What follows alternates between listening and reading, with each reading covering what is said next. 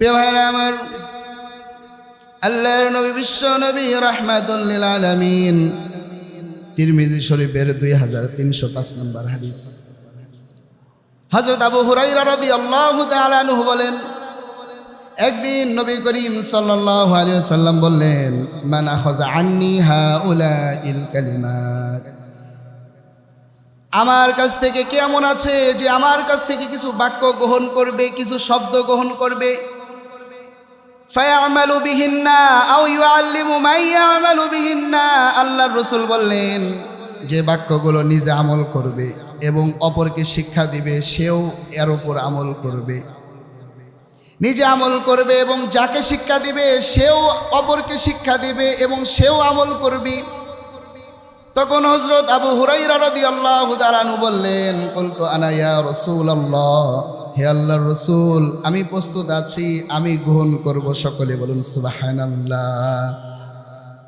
হযরত আবু হুরায়রা রাদিয়াল্লাহু তাআলা আনহু বললেন, বিশ্বনবী রাহমাতাল লিল আলামিন আমার হাতটা ধরলেন এবং ফাআদ্দা খামসান, এবং 5 গণনা করলেন এবং বললেন, 1 নম্বর বলেন ইত্তাকিল মাহারিবা তাকুন আবাদান নাস, 1 নম্বর বললেন তোমরা হারাম সমূহ থেকে, হারাম কাজ থেকে বিরত থাকো, তাহলে মানুষের মধ্যে সবচেয়ে বেশি ইবাদতকারী হয়ে যাবে। সকলে বলুন সুবহানাল্লাহ।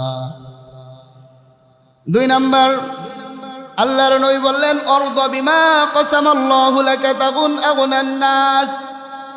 2 নম্বর আল্লাহর নবী বললেন, আল্লাহ রাব্বুল আলামিন তোমাকে যতটুকু সম্পদ দিয়েছে, তোমাকে আল্লাহ তাআলা যা দিয়েছে, তুমি এর প্রতি সন্তুষ্ট থাকো, তাহলে তুমি তাকুন আগনান নাস, মানুষের মধ্যে সবচেয়ে বেশি ধনাঢ্য ব্যক্তি হয়ে যাবা। সকলে বলুন সুবহানাল্লাহ। 3 নম্বর আল্লাহর নবী বললেন, ওয়াহসিন ইলা জারিকা তাকুন মুমিনান।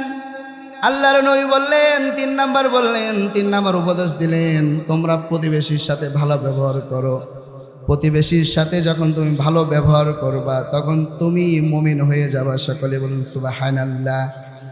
4 নম্বর উপদেশ দিলেন আল্লাহর নবী।